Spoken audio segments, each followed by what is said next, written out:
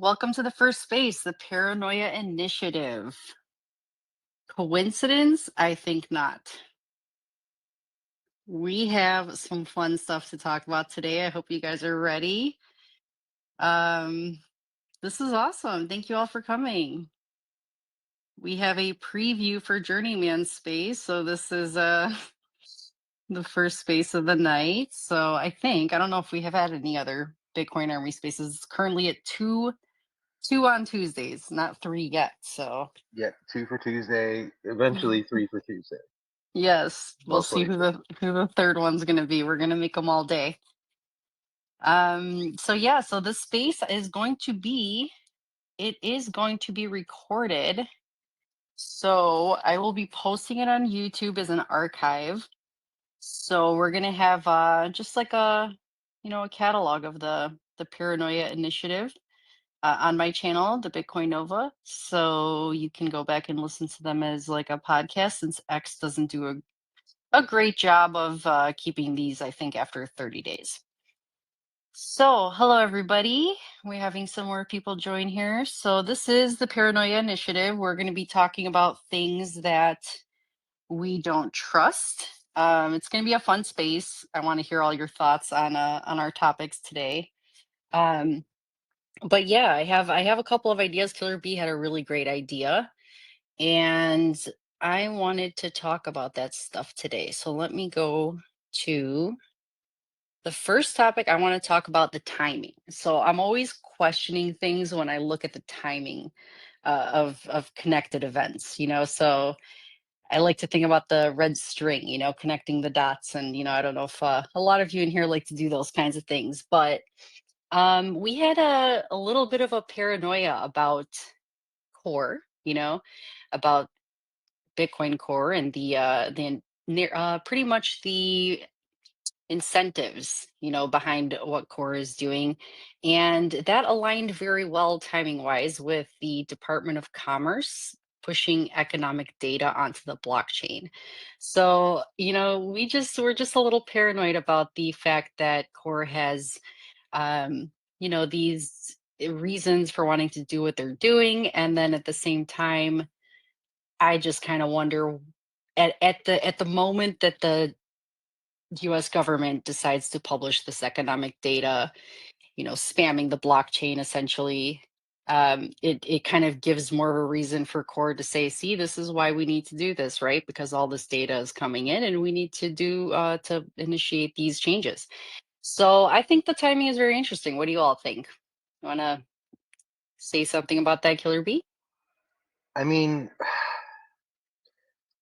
it's hard not to kind of see it like that, right? I mean, it's just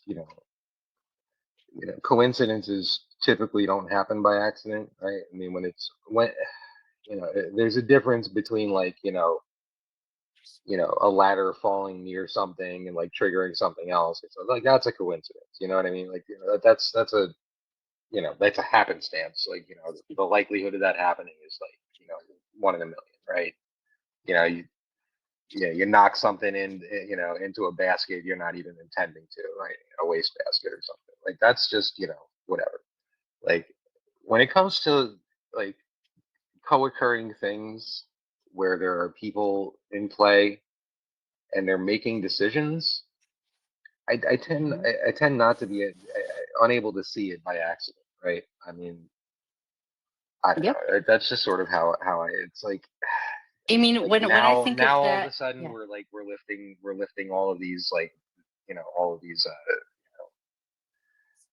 all of these filters and just saying, oh, filters don't matter, like it's all going to come in anyway, so whatever. But like that's not the same as, you know what I mean? It's not the same as like what goes into your mempool. and Mhm. Yeah, and it's this just and it's hard to yeah. think about the coincidence of that, when we say there are no coincidences. Right.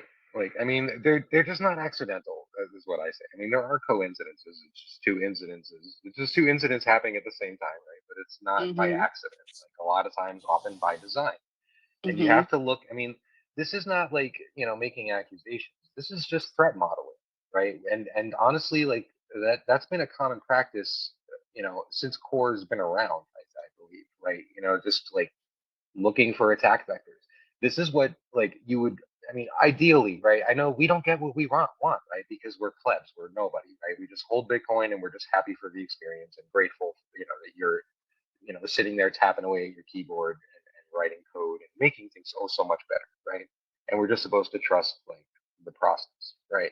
Hmm. The process is being created by people, and I don't fucking trust people. I verify who I like consider, who I deem, honorable or reputable or whatever the fuck. Like you have to like, pony the fuck up. And I'm sorry, but like anything that you've done in the past, I don't care if you were like Satoshi's best friend. I don't care if you were Satoshi's dog. Like if you're a bad dog, you're being a bad dog.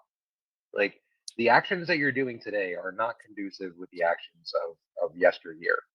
So like Yeah. miss me with this bullshit, you know? Yeah, I have some interesting ideas because this is it. It's like you just think about how and why these things are happening. And I spoke to a guest today who I thought was super fascinating, and he got me thinking a little bit too about um, how he was running a Bitcoin meetup in Peru, and that Bitcoin meetup only had 6 people. And this episode's going to be coming out soon, so you guys can see more from his Yeah, side. What he yeah. had to say about it. But he had 6 people in this meetup in Peru, and he is a co-founder, CEO, and co-founder of a mining company. And you know, just to think across the globe, you're far away from the United States. But he mentioned that there was someone who attended that 6-person meetup who was from a 3-letter agency and in the US.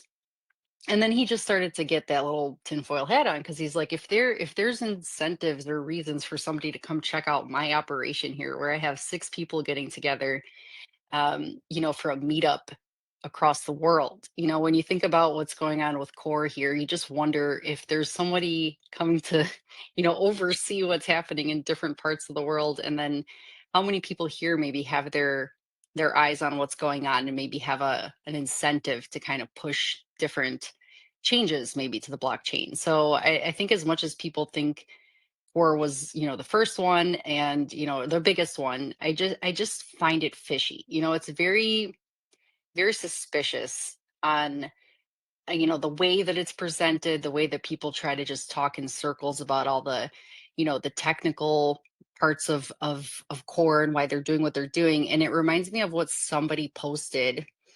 I had reposted it. It was from The Big Short, the scene where Margot Robbie's sitting in the bubble bath explaining what was going on with the financial Yes, yes. markets. And she was saying it's meant to bore you. It's meant to make you uninterested so they can continue doing the schemes and play the games that they're playing, so you're not paying attention the whole time.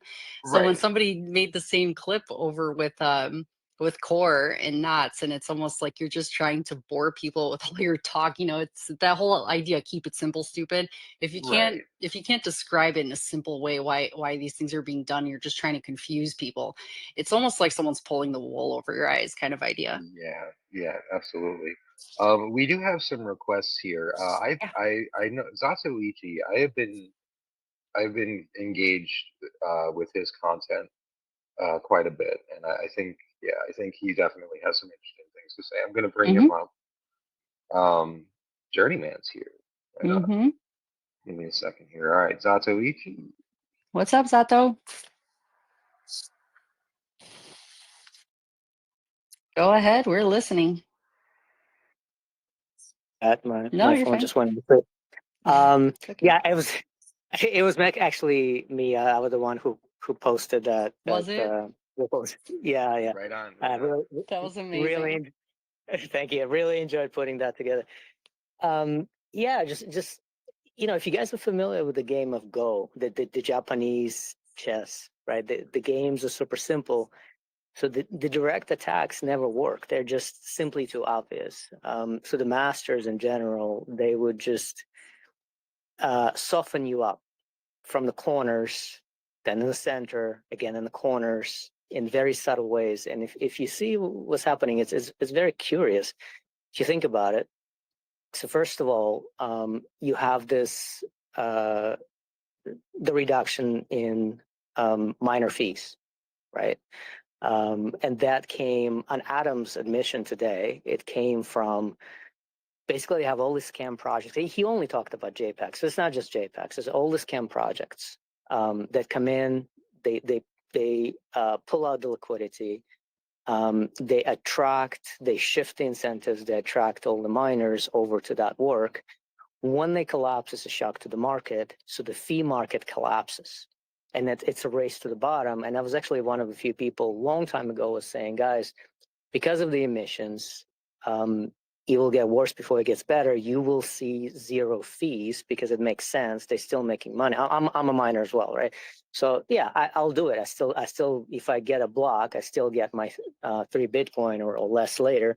But it is acceptable. Your terms are accepted, right?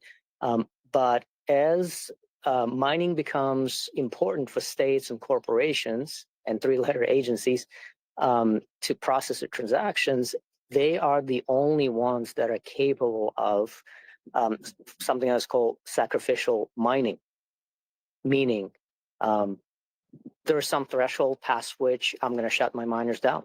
Maybe not. Like I'm really into it, so it's a hobby, whatever. I'll keep 200 terahash, and I'll be paying whatever $100 a month, whatever that costs me. But in general, the public companies won't be able to do that. There simply wouldn't be an incentive, and there will be a delay between the Bitcoin becoming, let's say, the size of gold, and then, for instance, to move gold, you need what? You need 3 to 5%, maybe 10%. You need to prove what it is. You need to secure it. You need to store it. You need to protect it. So that's called the spread or the fee. Real estate the same way. At some point, Bitcoin as well would be the same thing. You know, we will see very high fees, and that is okay. We have all too, but that will take years. And meanwhile, imagine this drought of independent miners and the entirety of the mining industry shifting to the sacrificial mining, which only states and entities with an agenda can have. So this is very obvious, right? The second one is I actually did some precedent research for legal cases, and indeed, it does matter whether the illicit material. And by the way, I really don't appreciate how we went after the CP. You know, it got tiresome. It's a very unpleasant topic, and it was kind of like, you know, you boxing and you just keep your little punches in the same spot. So we should definitely diversify. It's not just about that, right? There's copyright material. There's terrorist related things. There is state secrets which could be published. There is incitement to violence. There's so much that could go wrong. And this happens, and you know, I'm going to put my tin foil hat on. For those of you who are fans of the cycle, I personally think macro means a lot more right now to the markets. And the cycles are probably dead thanks to Sailor and the rest and ETFs and the efforts of all the people that we've been buying. Thank you very much. But for those that believe in it, and that's a very powerful sort of narrative, it would be October, September, November, something like this, right? This is the beginning of the bear, and look at the version 30 release, literally coordinated with that date. Oh, That's kind of the dates. Yes, the timing. Thank you. Yeah. the timing is suspicious as AF, right? That very unpleasant. So think about the timing. So first of all, so you guys are obviously aware of slipstream. If you want me to describe it, I can explain it, right? A slipstream, right? There are things to counteract it. So Chris created Garbage Man, which is basically, you know, pretending to be a Libre node, which kind of aggregates this good old boys club for submission to malicious miners. So all of that set the precedent for zero fees. And you have to know, right, this is not consensus. Consensus doesn't prevent zero fees. This is only in the policy. And what you can actually do is you can start setting your own settings in your NOTS node as well, by the way, or the core node to remove the limits on which the terms in which you're willing to mine. And it was basic greed. It is very good game theory. It's basically, you know, there's this thought put out into the market is like, hey, you're missing out. You're missing out. People don't even understand. Like it doesn't affect your finding blocks. You'll still get 3 point whatever, but it just, it's sacrificial to So the point of peace, but not. Go ahead. yeah, so what is it with what is the timing? Like what is happening in October that you said is coordinated? Like what's happening at the same Yeah. time? So two things, right? The reduction of fees to 0. So Hmm. there's actually been blocks mined at 0 fees, reportedly. I'm not sure about that, but one sat is bad enough. And the version 30 and Okay. somebody on these. There's one guy who's kind of decent. He's just a geek, and he talks good game. But he's a core guy because he probably likes to do stuff, right? And he's like, in a reasonable manner, not like Shinobi. He's like, look, Hmm. bro, here's what I see. Like, I have 40% of my peers offering sub 1 sat transactions Hmm. fees.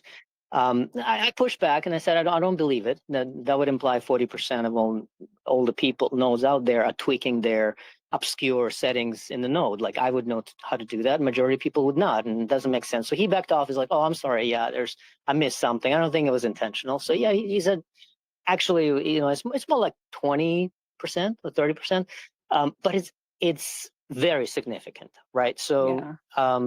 and what's more significant is, we're centralized, right? There is the narrative and the reality, but then there's mitigating factors, and like, why is Ocean so great, guys? Like, Hmm. Luke actually is. It sucks it's only one person, right? But it's remarkable. He literally saved Bitcoin from Core 6 times. He's Yeah. like, I'm not even brown nosing. It's true. The Core is an awful programming shop. Well, I They, think another, I'm sorry to cut you off as far keeping yeah, go that ahead, please. thought in your mind. Don't forget where you're going with this. But Yeah, when you think about core, it just reminds me of politics, in a way. Like, yeah. it's a political thing in a way where sometimes I wonder why some of the biggest names in the Bitcoin space are defending it so much, because you just wonder if for all the years that they've been around and for all the connections they've made to people that have grown core, or they're close with certain people, they almost have to feel like, because I've known you so long, I have to defend you because that's what I should be doing. But is it what's right? Is that what your intuition is telling you, that this feels right? Because it doesn't feel right to so many Bitcoiners. And as much as Core likes to say, because it is, you're going against consensus, it's like, no, this is a healthy thing that's happening in the ecosystem, to have people rise up and actually show that we don't agree with it, so the consensus will move the other direction. So it means that maybe what one person is doing isn't, just because they're right now consensus doesn't mean it'll stay that way if it's the immune system of Bitcoin rising up to actually move consensus the other direction. So it does feel political to me. It feels like there's people that maybe have made friendships or connections over time where they're trying to defend someone's ideas, or defend someone's just their opinion, because they think that they should, and but I just think that that voice inside tells you, that critical thinking is what paranoia is to us. I think a lot of us. So when you're paranoid, you're actually listening to that inner voice. You're listening to your intuition, and you just feel like something doesn't feel right, and that's kind of how we feel about it. A lot of us. Let me, since the topic is paranoid, I'm usually not that type, right? But since this is the topic, let me shift you into deeper paranoia, right? Nice. And just just for entertainment purposes, guys, I highly advise to stay balanced, and that's why I demand of myself. So that's why Yeah, well, I don't this is a really. little fun. Yeah, it's not like we're trying to Yeah, be it's like just fun. Okay, crazy. Yeah, Yeah, this go is on why it, not. man. Let's so tinfoil hat, bro. just for fun, with no further disclaimers, right? Okay, I think it goes beyond that. So I've run a number of large companies that I started, and I was part of various organizations. So I understand politics. This is beyond politics. What I see is the following dynamic. Number one, so the political thing, which is a power play. You have in the older organizations with aging and less capable, but hungry power leadership, if you can call it that. I don't think there's any quote unquote proper leadership in core as it should be. Like there's just horrific, just horrific leadership per se. You can't call it leadership. It's just nonsense. But aside from that, so I don't go on a rant. You have these. They get old, right? You have Peter Todd, you got Adam, definitely getting too old. If you're listening at his rhetoric, not to be ageist, I'm hitting it there, but he's just not sharp anymore, to a degree. And then I'll talk about him being corrupt. But then you have outsiders like Peter Todd. He's not a coder per se, right? But it's the whole Bailey thing, right? You don't get to speak at my conference unless you're in line. And then you have the Adam thing, and you have all the new guys like Antoine, right? And When the you only say girl in the Adam, who are you talking about when you say Adam? back. Adam. Okay, that's what I thought. Yeah, because recently he defended that, and I was I kind of surprised by it, I guess. I had an actual back and forth with whoever is controlling his account. Let's put it that way. Speaking of Paranoia, his rhetoric is just it's spin. It's all it is. It's spin, and he's been doing it with Mechanic. Mechanic, like it was one of the first things I read on X today. It was Mechanic was just like tired of just getting the runaround every time he tried to have a conversation with Adam, and I feel like I feel like obviously like Blockstream is donated to Core, so yeah, I think Eric had pointed it. Eric B. Hodlin pointed it out. Like Blockstream has donated to Core, so they really like he might not want to like publicly take such an L, like in light of everything that's going on. So he's kind of pulling his trump card of like I'm OG and I know what I'm talking about. But every time confronted with actual questions, like I sent him a series of questions. I was trying to get him on Crime Watch tomorrow at 9, right?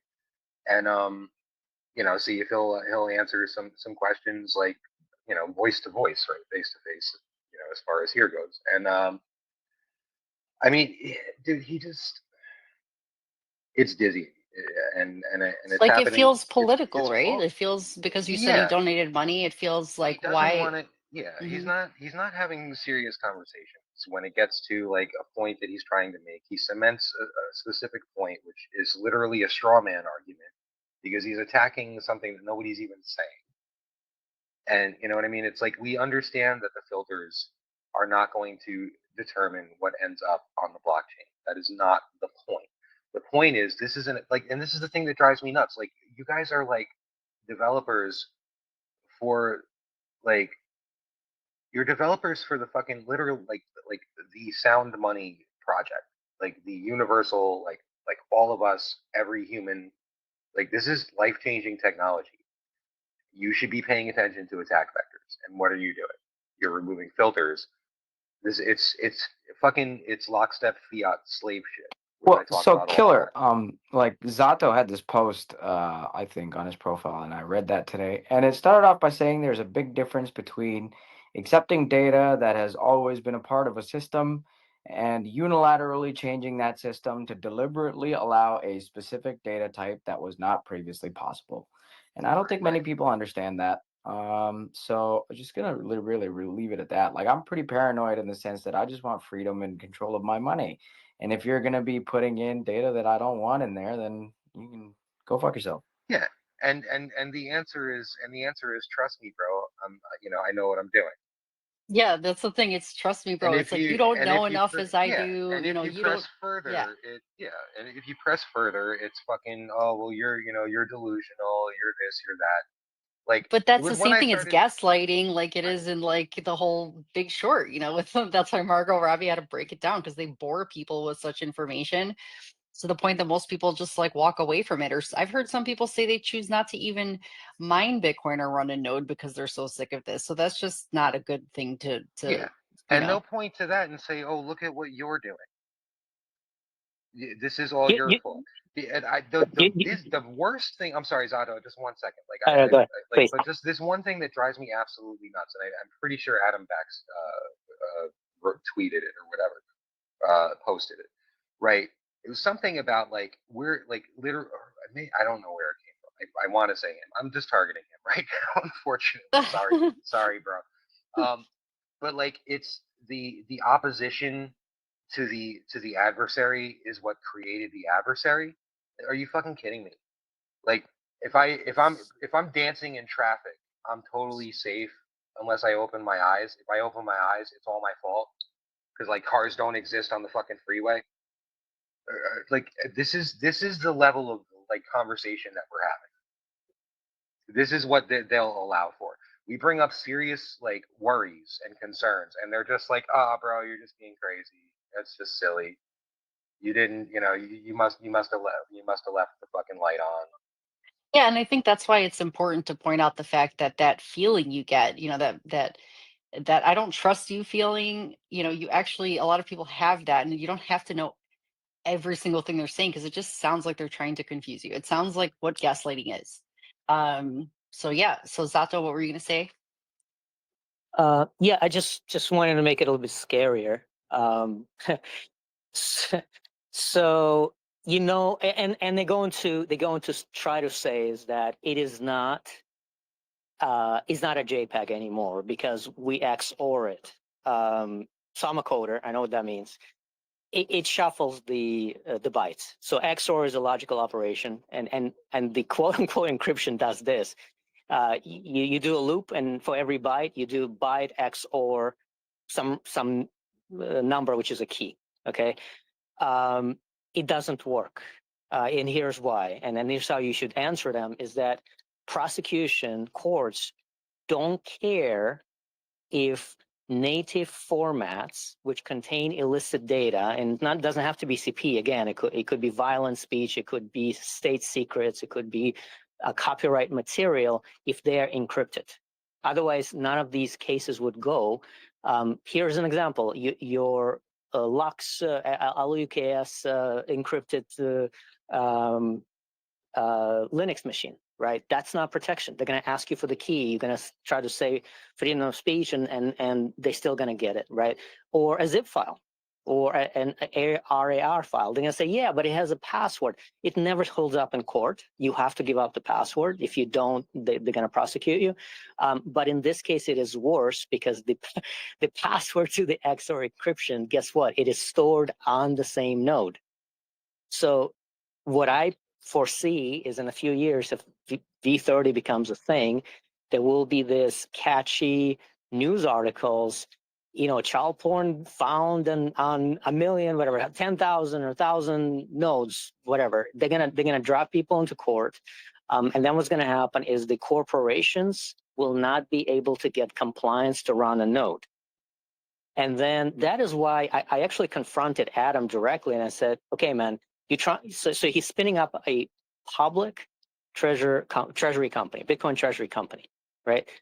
How does that make sense that he's getting into a situation where he's not able to validate transactions, or rather, it wouldn't be them, it would be their custodial party, right? Custodial party wouldn't be able to validate transaction because they couldn't get the approval from their board to get in to engage in something that can potentially spread illicit material. So that's where I'm, keep on going in paranoia. I think there's some kind of compromising material involved where it's not just the money, because Adam is definitely acting against his principle, against his interest. I am convinced majority of core developers do not own Bitcoin. They do not act like they care about the notional value of Bitcoin. All of their actions, every single one of their actions basically says, pump my bags of shit coins and ordinals and whatnot in runes. I don't care about the Bitcoin price. I would be glad if it dumps. Maybe then I'll buy it at the bottom. Right? Thank you That's so much crazy. for Adam is saying different. Yeah, Adam's different. Adam has money. Adam has Bitcoin. Adam started the Bitcoin treasury company. So that's where I'm thinking, guys. Yeah, there were these allegations of rape, right? There's all of this stuff going on, and Peter Todd and so Todd and Lopp are two people, right, that are very suspicious. Why? Number one, the removal of 21 million limit. You guys know that. So Yeah, I've heard about that. Yeah, they tried to do Okay, so that. it's true. Multiple times you said, "Oh, infinite inflation, no big deal. Once you guys get used to it, right? It's just only weird the first time." Secondly, So the it was thing that Peter Todd killed that proposed that, right? correct, and then the law going after the Goldie blocks. So Goldie blocks are variable blocks, and that is a direct attack on Bitcoin. Why? This is how the block size war actually was lost on this principle. It wasn't. I mean, theoretically, it was about the power, right? But the narrative was, we do not want big blocks, which is BSP. Well, BSP has gigantic I have blocks. a paranoia about that whole situation. I think that, this is totally probably insane and probably nobody thinks this, but because Peter Todd was in that HBO documentary, that Money Electric, and people were, not that many of us believe he's Satoshi, but they were really trying to point to the fact that he's Satoshi.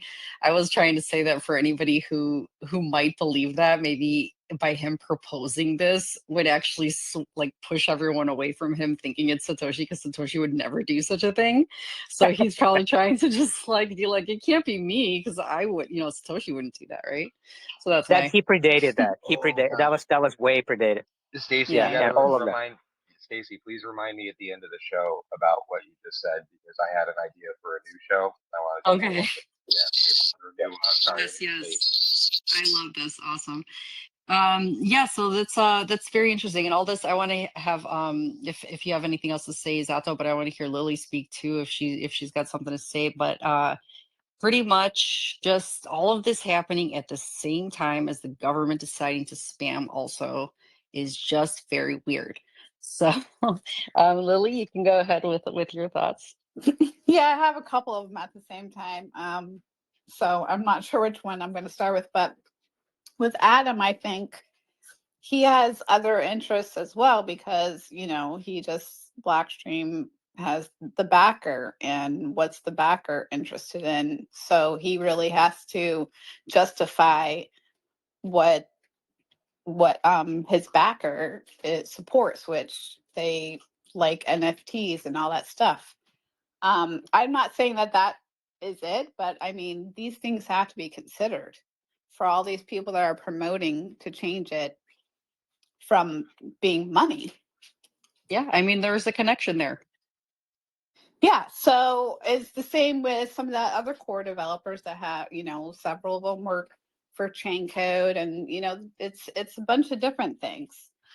But also I think that some of the core developers think of it as just, they're far away from thinking of it as money, and they think of it more as technology. And no matter what we do, we're always going to be having to fight for, or to mitigate the path towards centralization, because it's always going to be going towards centralization no matter what. And this is what it is right now. Yeah. It's always going to happen, because that's especially with all these new, treasury companies everyone's dipping in. It's all going to go towards centralization. So Go ahead. it's just the battle for this year. Right. Yeah, that's another thing, because it reminds me of something me and Sats were talking about with Freeborn Farmer, on our episode when we were talking about defending the soul of Bitcoin and all the stuff that's happening, because it's it's one of those things that when you connect it back to, nature, when we connect it back to farming and nature, and it's it's like Bitcoin is this proof of work. It's working the way it is. But then when you have corporations and companies coming in trying to say, well, this will benefit you if we start adding preservatives to make it have a longer shelf life, and for the food industry, let's say. And then so the companies come in with your best interest, quotation marks, in mind, to change Exactly. something, yeah, to make it better for you, because they say that they think we should change nature to be, better and different, and alter it because it'll benefit you. But it's this corporation as a board, as a group of people coming together, deciding these things for you, and make these changes. And then when it doesn't work, then they changed again and changed again. And then that's when it leads to the slippery slope of all these changes continuing to happen, because they think they start off doing it for the best interest of Bitcoin, the best interest of the people, the network of Bitcoin. Just like in the food industry, it's like we think we'll push out food faster to people. People will, it'll be more convenient. You don't have to do all this hard work yourself. So it's like the same kind of idea when you think about removing from nature and getting away from proof of work the way it was meant to be, and just thinking that you're trying to help people or help the system and improve it. But maybe it doesn't need improvement. Maybe people just need to plant some seeds and grow their own food. So that's kind of what we talked about in that episode. And I thought that was just like a first principles way of thinking about what's going on. What did you mean by getting more centralized? Just for people listening. Well, naturally, everything starts leaning towards centralization, no matter what. And it's always under the guise of like convenience. Okay. Because how many people do you know they're like, you start talking about a node or you start talking about self custody, and that's all the things you have to do to really enter or exit the system, right? So then they start making things easier. And so everything starts leaning towards centralized third parties handling these things. And then we just end up in the same spot. No matter what system it is, everyone's always trying to make things more efficient and more centralized. And some of Yes. them are bad actors. Some of them are just doing it to try and make things easier. Like the 70-year-old person that's not really going to try and figure out how to mine or run a node or do self custody or do lightning. It's a Yep. lot. Then there's another thing that I thought was very fascinating when I spoke today with Ken Halliburton, the CEO of SAS Mining, was something that he said really struck me as part of this first principles of what Bitcoin is. He said that people sometimes Bitcoiners have amnesia when it comes to thinking about Bitcoin as not being priced in dollars, but being priced in the energy that's used to produce the Bitcoin. So, I found it very fascinating because he was talking about how prior to when Coinbase entered the scene in 2013, I think it was, prior to that, people only got Bitcoin for mining, so I love his idea and his company because what he's doing is um, he's actually they host mining as a service. So what you could do, which is pretty freaking cool, is what you do is, you can actually buy the hardware and they host it in a different country where the energy is much cheaper. So you're paying for the energy your Bitcoin miner is using to earn Bitcoin. And most of us think of Bitcoin as, hey, I'm just going to go stack some sats today, buy it on the exchange for $111,000. But when you're paying based on the energy that is used to mine this Bitcoin, you're paying $85,000 per Bitcoin. So you're paying more for the centralization of this. You're paying more for the exchange to give you the Bitcoin instead of going back to the roots and getting it directly from the mining.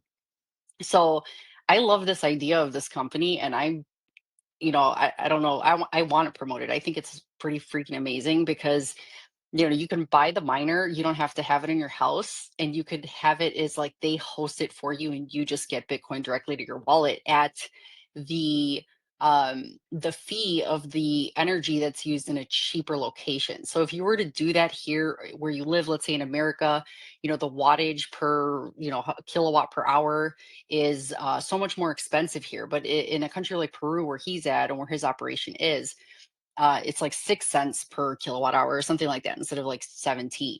So you're paying a cheaper energy to run your miner, and then you're earning Bitcoin straight to your wallet.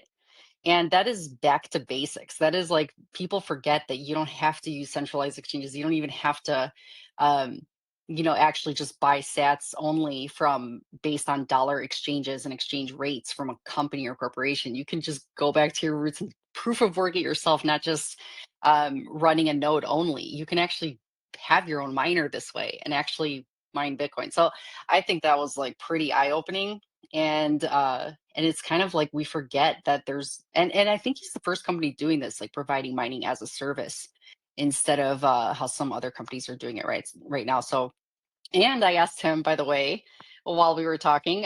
He said he was putting his tinfoil hat on during our episode, which was amazing.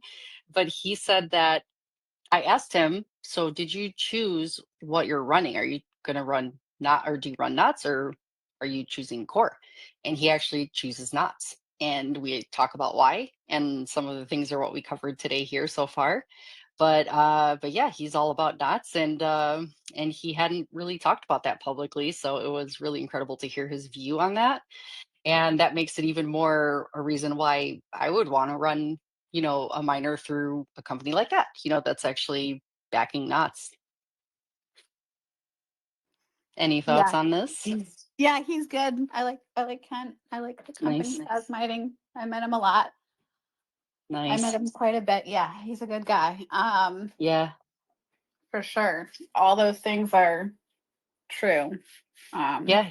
I mean, he's got this, he's technical, he understands all of that side of it, but he also understands the incentives and the reason why it doesn't sound like it makes sense. Like it just sounds like, things that I've heard people say about people on the core end of things. They say, I just don't trust. I have a weird feeling about that person. That's why I don't trust knots. But this is the same reason why people on the knot side don't trust core developers, So he has that intuition about him, and he really talks about that and how you should really trust that part of yourself, and why people do it.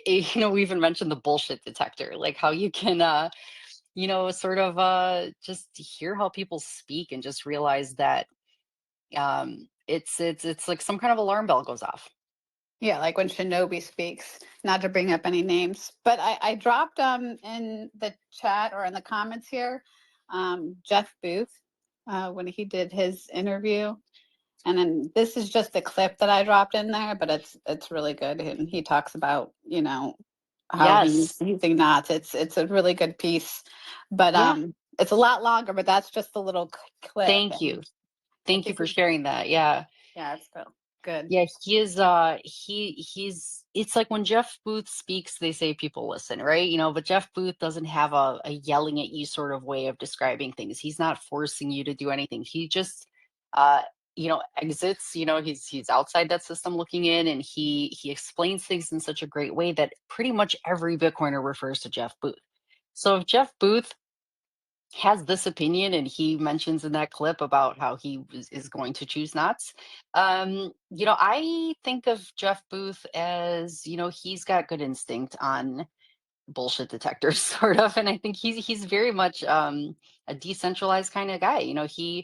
He likes, Noster, and we might get the space, my paranoia will think that the space will end if I start mentioning Noster, but he he thinks that Noster is a decentralized platform, and it's newer, but it's kind of the place to be and grow, so he believes in all that stuff, and that's why I trust those kind of opinions that he has. So thank you for sharing that in there. Yeah, you have to keep the bullshit detector, sharp. Yep. And I I love mean, that. I and think it seriously, was like, yeah, like I mean, if you just listen to the rhetoric and just look every time there's like a criticism, it's spun as like we're crazy for criticizing. How is that not like? How do you not see that for the bullshit that it is? And I mean, the folks that I've seen, I'm blessed blessed with sanity on my timeline, right? Lately. So I mean, thank you, people out there, like, especially Satoichi, for things like that. The accountant is requesting. Um, yeah, I think I would like yeah. to Let's hear hear from from. him. I know he's he or she. I don't know. The accountant could be a Hmm. she, but let's find out. Yes. Hello there. Hello, the accountant. Go ahead. The floor is yours. Hello, testing 1, 2, 3. How are you? Hey. We Good. hear How you. are you? Doing very good, thank you. Haven't had the pleasure of meeting some of you earlier, but I saw a meme from Lily a few minutes ago about the meme format with the guy on the bicycle with the stick into the tire, and the comments that you guys were mentioning a few seconds ago is everything is very, how you say, it synchronizes. Yes. And when it doesn't, automatically you know the vibration is not right. Mm-hmm. Look Yep. at this last documentary that HBO made about electronic money, where you can see the personalities of the people involved in Bitcoin Core. And that gives you a sense of how they behave with others. And Bitcoin is not money for coders. Bitcoin is for money for people like many I know, and people like myself who need this money, because if not, the government is going to take more than half of it. And they don't see that. And when they don't see that, they are not useful to us.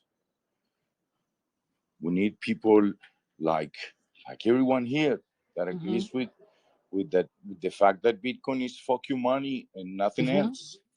Yes, it is. Amen. Yeah, it's that slippery slope. We don't want to enter that. We don't want them to keep changing things and changing things more. And all of a sudden you have a washing machine that lasts you 4 years and you have to buy a new one. So it's like nothing lasts anymore. They have to keep repairing and changing and upgrading. So we just don't want it to get corporate and get cheap and get diluted and get bad for us. I think Bitcoin is good for us right now, so we want to keep it that way. Agree. We need Mhm. something solid to stand on. Mm-hmm. And that for the past 10 years, Bitcoin has given that to me, at least on the financial end. Because when you see all this crap from the fiat system, it's just absurd. Now that we look at it from the outside, that we have already taken the exit, that we are not there with them, that we are here, we can truly see how they play with society and how they abuse society. Mm-hmm. So this ability to be outside, and with the effect that these young kids, because you have to understand that since COVID, most of the shit coins went down. Mm-hmm. So all the coders from the shitcoin projects started getting close to core Mm-hmm. since 2014, I would say. And after circa of 2017, they truly got close to the coders of core. And that's when companies subsidized by third-party entities and big miners started approaching core to start making changes. I remember that during COVID, the amount of updates was kind of absurd. Suddenly they jumped from Bitcoin 0.21, 0.1, and now they are doing Bitcoin 20, and then, 11, and then 12, and then 20, 21, 22. What the heck is going on here? Yeah, So you have to look at that stuff. I mean, it's weird. It shouldn't be that much, and you just wonder why it's happening. And these people are just I don't know, it's just very much just this we've been political kind infiltrated. of, yeah. We've been Yeah, that's what it infiltrated. feels like. That's the If it, truth. We've hmm been infiltrated, and here's the thing: the only people who's gonna say Bitcoin are the nodes. As right. simple as that. And we hmm have to run. We have to run nodes, Yeah, and not that's another nodes. thing. Yeah, right. And that's another thing Kent mentioned, which Kent is such a great educator and super wise. But that's one thing when I said it earlier, it was from his words. He mentioned that this is Bitcoin's immune system rising up. This is Bitcoin's Correct. immune system when NOTs is gaining traction, when more nodes are rising and core doesn't like it. It's like if there's a sickness, Bitcoin We react. because yes, we're reacting, more people are running nodes, more people are running knots, and if it becomes bigger than core, that means that's the new consensus. So we are Bitcoin, and we decide what we think is healthy to do. And I just don't like the incentives, and I don't like the way people talk about it. I don't like the way people try to, just like the mortgage backed securities, how, just like in The Big Short, it was all confusion and words that people didn't understand, and everyone believed it. Everyone thought mortgage backed securities are the best thing ever. Correct. Let's all do it, and let's all just give out loans like it was, free candy. and it was just nobody questioned it. Everyone just thought this is the new thing. This is what everyone's doing, you know. So you should question it, and we should learn from those mistakes. And as Bitcoiners, we've lived and seen the great financial crisis of 2008, which is why Bitcoin came out. I mean, it came out as a response to that kind of toxicity in the system. So, I mean, we're just, you know, we're fired up about it, but in a good way. And Bitcoin is fuck you money, and we Keep want to it keep fuck it your that money. way. Mm-hmm. Keep it fuck your money. Mm-hmm. And run a notes node. Yep. Set up Yeah. the filters properly. Make Yep. sure that it runs 24/7, that you download a properly clean blockchain. And what else? And then help other people to buy Bitcoin and do the same. I like this strategy you were talking earlier about getting, how you say, Bitcoin from miners on other countries in the world. Yes. Although I think it's kind of risky, respectfully, I think it's kind of Yeah. risky. Well, the paranoid But part of me thought about that. I thought, you know, well, why would somebody, you know, trust, because you're buying this equipment, they're hosting it. So why would you trust it, right? But then it reminded me also of the fact that, you know, they only get paid when, you know, they don't get paid from the electricity or from the selling of the equipment. They get paid from when you earn Bitcoin, they earn Bitcoin. But at the same time, it reminds you of when you want to go on vacation, let's say to Mexico and to a nice resort, and people scare you and say, "Don't go to Mexico, you might get hurt." But at the same time, if somebody at the resort were to hurt or, you know, do something, steal from their patrons or their customers, then people would give bad reviews, and then the resort would go down. Nobody would go there anymore. So if a company like this is doing a good job and you're trusting it to host your miner, and they're building a good business and profiting off of it, and it's benefiting them to host you this way because it's a mutual beneficial relationship. So in order to just say, okay, we're going to close down now and just and the Bitcoin goes directly to your wallet, by the way, I think it's which every is week or nice. every month. Yeah. So it's not like they're Which is holding nice. onto your Bitcoin stack and they're going to run off with it after you paid for this miner. Like, you're getting deposits to your wallet of your choosing. So pretty much the only thing they're holding as collateral is your miner. But if they decide to just, you know, cut you off, then you give them a bad review and their business goes down. So, but it's a mutually, I think, beneficial relationship with the customers they service and for the company to benefit. So I don't see, I think if it's a good business and it's good for everybody, you know, then everyone benefits. So Hey, that's, Stacy. yeah, go ahead. So I got this crazy idea now because, you know, with all these mining rigs, you know, the cost of that mining is basically like the cooling, right? Like I'd guess you'd have to pay a lot just to cool the entire system down. And what other better place in the world that's super cold than super up north in Canada? I Right. mean, yeah. So True. I'm gonna open up a mining rig in an igloo in Iqaluit. And if you guys want to just run it with Journey Pool, I'm right here. I will mine it for you with effectively no cooling costs because it's super cold up there, right? So Very just true. send me a DM and I will host your mining in an igloo number 5 in Iqaluit, and New and I'll business send you your models. Bitcoin. Yes. I mean, it's honestly an insanely good idea, right? As if my paranoia meter wasn't already through the fucking roof. But that's probably why the States wants to capture Canada anyways, because who lives up there? Nobody. You just put a bunch of mining rigs there, no cooling costs, free Bitcoin. Like, come on.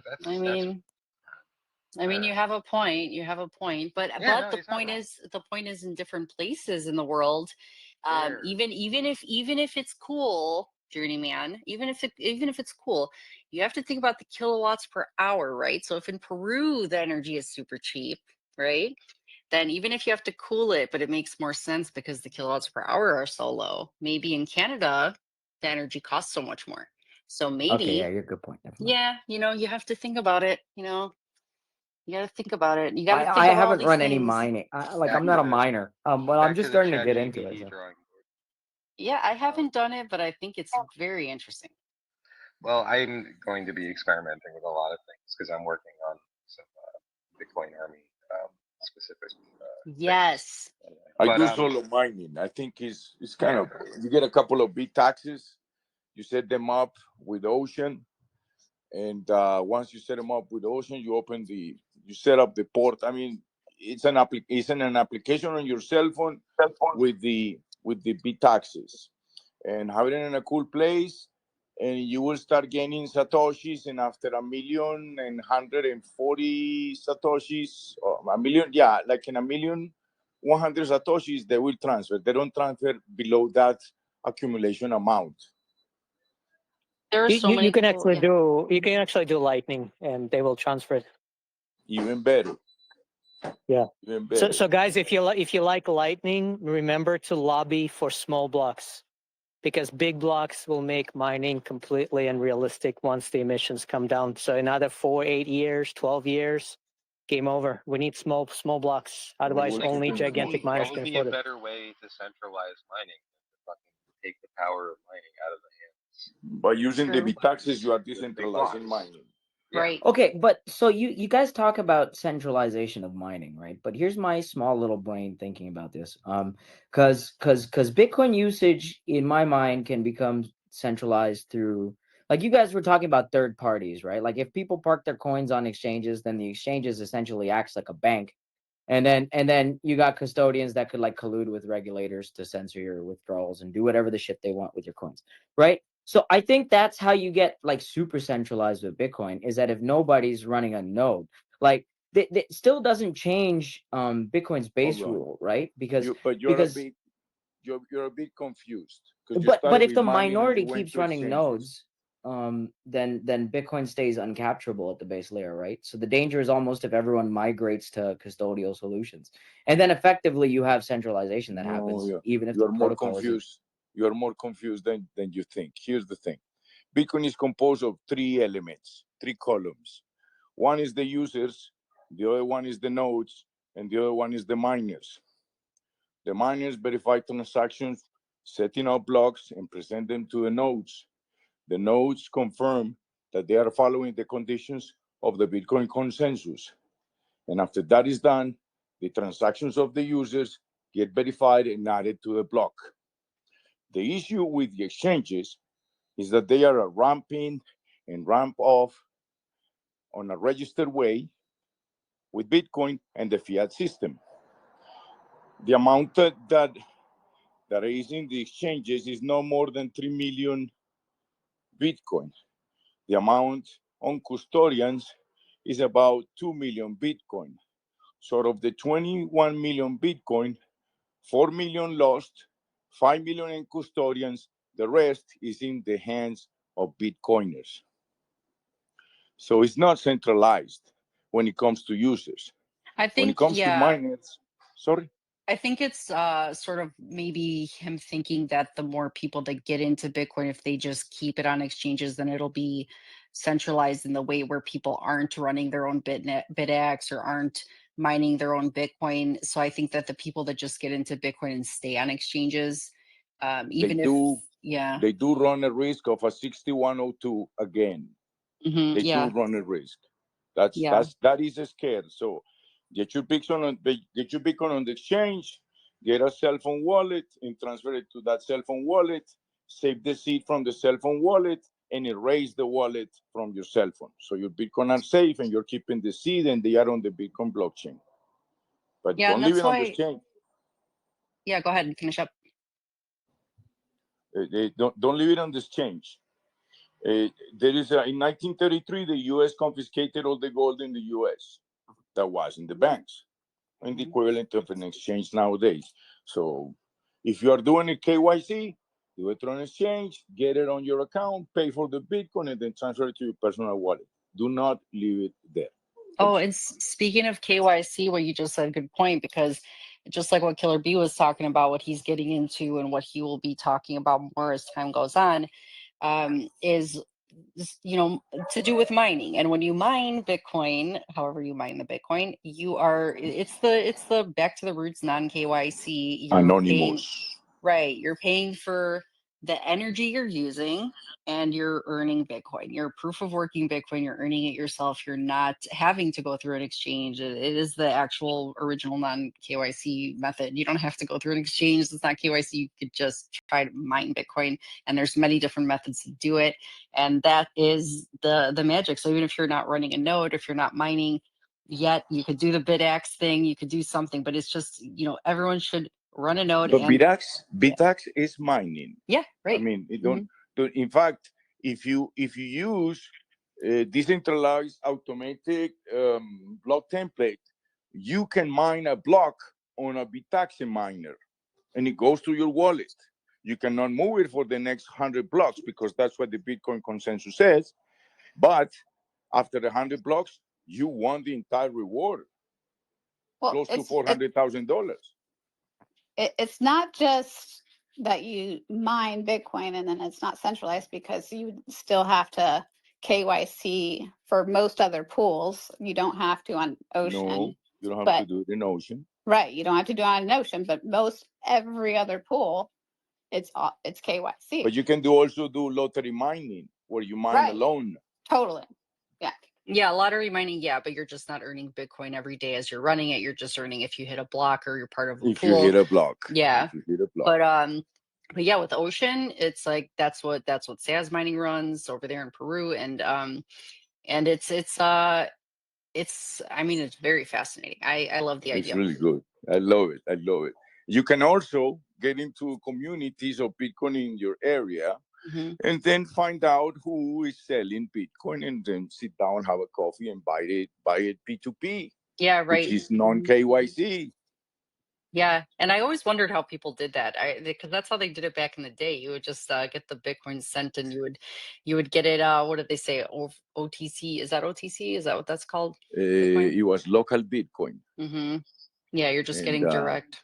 You used to get into local Bitcoin. You get a profile. You don't have to verify your identity. It was beautiful. And then you get in and you put a picture and you get a profile and you start buying or selling. It was beautiful. Nowadays, it still exists, but you can do it in Telegram. They have a worldwide open non-KYC several channels. And I'd like to learn how to do that. Is that something that people are paranoid about doing, or is that something that it's quite safe? It's quite safe. No. Is it in person? How do you guys transfer the money? No, you don't do it in person. With the Telegram bot, you go through a process. It's a sequence. It's like 5 steps. If you like it, I would explain it. It's fairly short. escrow. Okay. Yeah, that's an interesting thought. But yeah, you just I would wonder how how if you send money, then how do you know you're going to get the Bitcoin? Because so that's where the bot actuates as a custodian of the process. Got you. So there's like the bot is the middleman, so you can make sure that he's basically a middleman. It was invented around 12 years ago in Argentina, and if you put on the settings of the application of the channel, you put in your country, you do it only in your country. But if you look at the worldwide channel of that bot, you will see offers from Zimbabwe, from Canada, from all over the world. I see. So this sort of reminds me of I have kids, right? So I watch my kids play Roblox, and it reminds me of this. I'm sorry to bring it up, but it reminds me of the fact that when my kids have something they want to trade with somebody else, they can't just give it to them because they don't know if they're going to get it back. So it goes into this middle portion where it's the trade section, and until they both enter their trade, and then they click accept, then it initiates the trade. So I think it's kind of like how Roblox works. Pretty interesting. It's the same sequence because you are having a custodian of the funds while the fiat payer executes the payment. And upon executing the payment, the seller releases the funds as an instruction to the bot, and then the bot shoots it to the buyer. It's a beautiful process. And you would buy it for cheaper than market price, correct? And no, people speculate. They're like anywhere else. I mean, you can be buying a spot plus 5 plus 8 plus 10 if the market is going up drastically. If it's going down, the same. The range is speculators because when you open the channel, you start seeing offers of people to buy a certain price. So it's like a bidding war. kind of. It's a bidding war. It's an open market. Beautiful. That's truly an open market because you can offer Bitcoin minus spot minus 20. And if you want to, if somebody needs the cash right away, but you rarely see that. I mean, the lowest I've seen is spot minus 3, minus 5. But I've seen a spot my plus 15, plus 20, plus 40. Depends on the country, depends on the economical situation, the political situation. It's people don't realize, but the word adoption of Bitcoin all over the world is You know, way higher. you know, it'd be funny if you're like, I only want to buy that Bitcoin if it was run through knots, like if they could verify that they weren't using Core, because we're super paranoid. But yeah, I'm sure that's craziness. But I wanted to also, I know I have a little bit, I have a good amount of more time. I know that Journey Space is starting in less than an hour. So if we want to talk more about the coincidence of, you know, Core and what they're doing, but I wanted to also know, there was one other thing that I wanted to talk about because, and anyone jump in if you want to finish talking about what we were before about Core and coincidences and all that stuff, the timing of the government bloating the blockchain right when all these changes are being made. But the other thing I wanted to mention was how Jerome Powell admits to ditching the Fed target, you know, the 2% target that they've been so hawkish over, trying to get it back down and all that stuff. And I find it interesting, again, the timing of this, because I didn't realize, like, I usually catch this kind of news, and I don't know how many of you caught it or missed it, but I missed this news. I may have been busy that week, probably, but it was something that was pretty big news. I would have thought it would be all over my Twitter feed, but I missed it, and I was just wondering what shiny media circus kept me away from, or maybe there was other things flooding my timeline that was just kind of hidden in the background. So I didn't know how many of you thought that timing was interesting of that, or what maybe was coming out at that time. What kind of news was going on? Maybe around August 22nd, I think, when that news came out about the Fed. uh you know, were we being distracted, you know, by that, or was there some sort of just to kind of, not just us but just people in general are distracted from the fact that the Fed pretty much gave up its fight on inflation? Pretty much that's what that means, and that's pretty crazy. Yeah, I mean, I feel like it's just a pressure gauge that it's just getting to, like, I don't know, it just feels like it's wearing out its welcome. I mean, that's why, you know, they're giving up ground. I don't know that. I mean, I wouldn't say I was like super tuned in, but I mean, I do follow market. You know what I mean? And I knew he was speaking on Friday, and he was going to say, I knew it was going to. I didn't actually know that he was going to kind of dismiss the 2%. So yeah, I mean, it was a little bit of a surprise, but at the same time, I mean, you kind of know what's coming. So it's really like we're just sitting here, just kind of like inching to this like particular finish line, and it's just kind of ridiculous. So I'm not super sure, um, but I mean, I don't know. It's hard to say, like, you know, like the whole, like, I don't know, the whole week, you know, the market is just pricing in for whatever is going to happen on Friday, right? And you know, that's why you see like all the red candles, all that stuff. I mean, I'm not a fan of this stuff, but I mean, I just try and keep an eye on it because it's kind of a part of like what I do on Wednesdays, is sort of correlate, you know, what's going on in the world to, you know, to things that you know, I'll be honest, I'm taking the high horse here, to things that I deem criminal. You know, and I try and get some kind of consensus agreement, right? And if I don't, then whatever, we move on to the next criminal act. Mm. Um, but yeah, I mean, a lot of politics is theater. I mean, practically all of politics is theater. You rarely get somebody who's really trying to move, move a needle somewhere outside of a safety zone. I mean, you know, I'm like, when I think of like bear market, I'm really just waiting. Like I think of like politics. I think like Democrats are going to be in office, so that's going to be your bear market. Like that's basically when we're going to see, you know, shit go kind of south. So um, I don't know, like, but the thing that I worry about, right, is attack vectors. That's why I kind of try and keep my focus there. Like, what are the attack points of Bitcoin? What are the attack points of you know, that a nation state can perform on society? You know, if they can, why wouldn't they? right? You know, the flooding of the blockchain.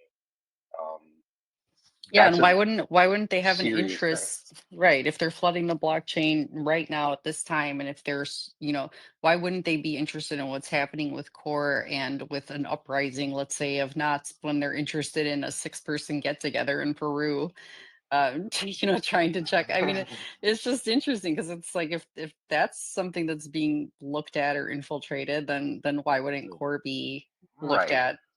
They Exactly. want And I mean, they want a reason to. The government wants a reason why they have to confiscate your Bitcoin.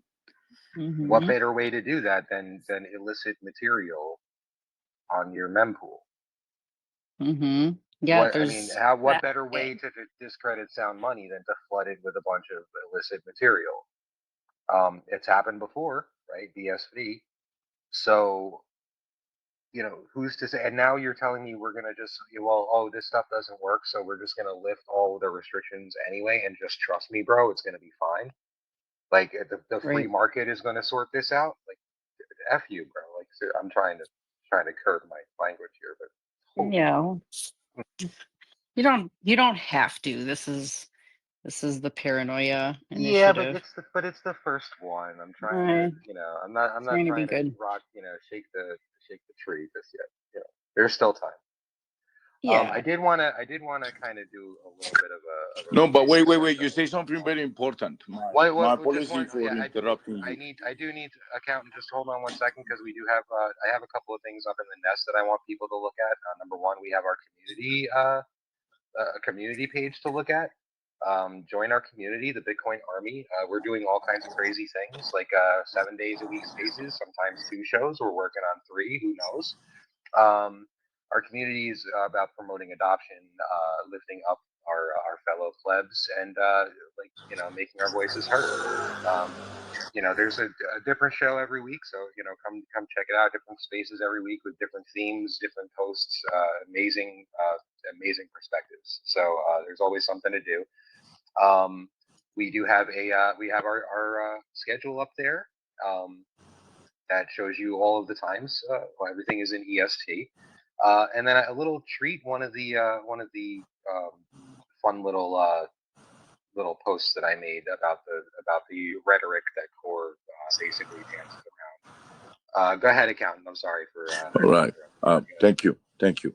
I was going to say that you said earlier something important, but now that it confirmed it that you are one of the administrators of the Bitcoin Army, I'm glad that you and the group woke up to the nodes of Core and Nuts issue, because I mentioned a few months ago and nobody paid attention, so I kind of distanced myself from the group. It's a very good vibe group, but we are underwater. This is probably my, I don't know, third, fourth war in Bitcoin. I just want to tell you, you gotta be on top of things. You gotta study the topic, and these are critical moments. To simplify the issue between Nuts and Core, Core wants to open the door to all kinds of things in the Bitcoin blockchain, and Nuts wants to keep the Bitcoin blockchain monetary transactions only. Thank you for your time. Yes. I love that you said Absolutely. that. I Thank love that you, you Lieutenant. said, yeah, simplify the block, like simplify this whole thing. It's not that complicated. KNOT. It's not that complicated. It's not that complicated to mine. It's not that complicated to understand, when you actually just can see, with your bullshit meter and your paranoia, detection on. Yeah. And thank you, accountant, for your kind words. I mean, yeah, it's possible that a lot of us missed some stuff early on. Again, we are a growing community. We're in our freshman year. We're always looking for ways to expand, and not everybody thinks the same way. Agree, you know what I mean? We don't want to be of this of like the same hive mind. Although we do have a lot of a lot of similar thoughts and ideas, right? But yeah, like it's this specific topic, this specific space is really about you know the who's and the whys, and you know what I mean, and like how what to do, like how to protect yourself, right? Um, You know what I mean? Yeah. What do you and this is the perfect solution, right? You run like if something is disabling filters or just saying, oh, we're doing away with these filters because they don't work and everything, is just fine and just trust me, bro.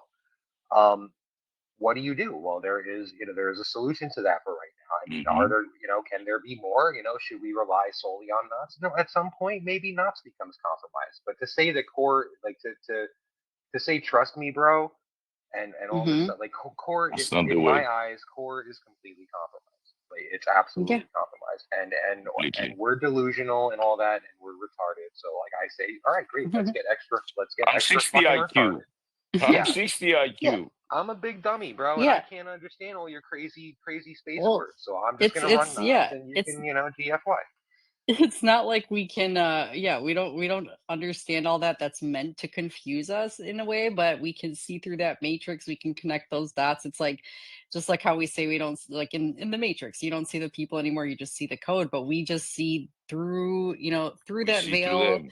Yeah, we kind We of see through them. yeah, we can see through the, the trust me bros and just like you guys are crazy. It's like, yeah, we are a little crazy. So, the swarm rises, that's the whole idea, the hive mind. But yeah, we are defenders of the hive too, so we And are. this, yeah, Hmm. and I this is just what's supposed to posted. happen. Ooh, what do you got? I, I just posted on the Nest a node that I'm setting up for a customer. So there are the specs. He wanted a node to last for 10 years. So I put in the specs of the equipment that I bought that you can get at any store. And after that, just go to either Star9 and download the operational system. Uh, And this Download is the to mine, you're saying? no. This is to be a Oh, to node, node. to be Okay, a to be a node node. node. So Okay. you okay, put I in the see it. conditions and you protect your money because once you have a couple of thousand, I don't need to run a node. A couple of 100,000, I kind of need to run a node. You got a couple of million, you need to run a node. And you just said it. We're gonna be attacked on and on and on. We've been attacked since we started. Right, Yeah, and you've been through a few cycles, you said, so and it's And not this gonna doesn't stop. stop. It's not gonna stop. They're not gonna like it. We're in they fight you stage because they already laughed at us. They already dismissed us. Now they copied us. Now they want to attack us. And they started attacking us on 2013 when they went for Silk Road. That's when they started attacking us directly. In that same year, we had a DOS attack, a 51% attack, where they made like 6 blocks or 4 blocks that were completely full of garbage. I mean, we've gone through, if you read the history of Bitcoin, we've been close to death so many times that we've gotten used to it. yeah, and What, it's only what, getting stronger. The people are getting stronger. The people are getting more, yes. wiser, Right. so What gives you So peace is that you do your part. And to yeah, do your so part in and the Bitcoin nowadays is to so this have a this happened node. today, by the way. Shinobi, as you guys know, published an entire article of his using Opperturn, and so he basically spammed the so you spam Bitcoin. So this is what the core people are doing. Let's just make it cheaper to do that now. Yeah, you know the dude paid 3x extra to do it. And yeah, so he just but basically why? showed you guys he's He I wants to show that nobody can touch him. yeah, you're Yeah, intentionally adding spam to the Bitcoin blockchain you like a good can't stop shitcoiner it, would so do. don't fight. Is that What a like disgrace. you're right, is that like a what you would say is a tool or somebody who's, what's the word for that? A troll? A I Yeah, think troll, he's a tool. absolutely a troll. He's a a tool. He's tool. a tool. Yeah, there's I plenty don't of know. adjectives to add for him. I have quite a few choice ones. Like I don't know, I want to say it. I was gonna say a word, but I don't know if I should. But Say it. all right, I was just gonna say he's acting kind of like a douche. I don't That was know. Is that that the was the Well, word word? like, you were look at afraid to say. millions of people have died. Millions of people, go through war and live in poverty, because a handful of people print money as debt out of thin air. And Bitcoin can be this thing that progresses mankind to be such an amazing place. And here you have Shinobi spray painting gay ass graffiti on it because you could. So run He's an nuts. asshole. He's an asshole. Yeah, run Yeah. nuts. He's, Look, I even say it. I say it in almost every single space. In your own mind, you guys are filtering out scammy shitcoins. So if you're in your own mind, you're filtering it out, then there's no reason that you shouldn't do the same with your money. Yeah, Yep. exactly. Make there it you an extension of the self and run nuts. Yeah. So yeah, I mean, and the thing that I kind of keep in my purview, right, is endgame. Okay, when did the attacks stop coming? Okay, They have realistically, not. exactly. They have not. Exactly. When did the attacks stop coming?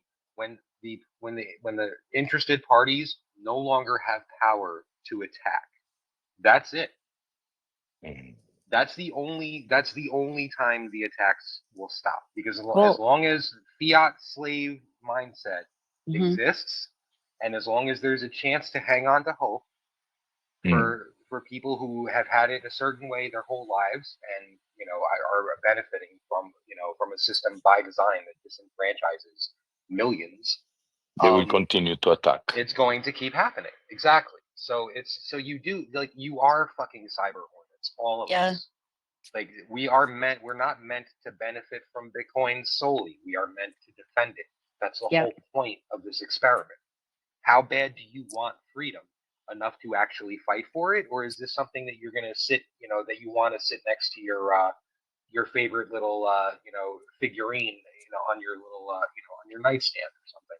I'm going to Does quote. it sit next to your remote control, or is it something that you're actually going to fucking protect and take Mhm. care of? Yeah, you're part of it. The amazing Miyamoto Musashi, the only samurai who was never defeated in battle. And he said this important phrase: the price of eternal freedom is constant vigilance. Yes. Yes. You have to, I mean, that's the thing. You're part of this network. You fight for it. You fight by defending it, Mhm. and that's why this community is so powerful. The Bitcoin army is so powerful because years ago you didn't have communities getting together like this, and now when you see that we are all, we have this interest to keep Bitcoin secure, and that's one thing Jeff Booth always says: as long as Bitcoin stays decentralized and secure, that's one thing he always reminds people at the beginning of, before Bitcoin wins, as long as it stays decentralized and secure. And the Bitcoin army, this group of people coming together and sharing their thoughts, not being afraid to share their thoughts, not being manipulated by people telling them they're stupid for thinking these thoughts. We're coming together and we're stronger than ever because of this. So if we weren't as a group and sharing our ideas and encouraging everyone to speak up and realize that other people think the same way you do, you're not alone. When you're separated, you're defeatable, but when you're not, when you're They're stronger. when you're together, you're stronger, and this is only getting stronger. Right now, the Bitcoin army just passed, I think, 6,000 people, so 6.6? 6.6. Well, Bitcoin is neither for the lazy nor for the dumb. So get ready to study, to watch the podcast, to run a note.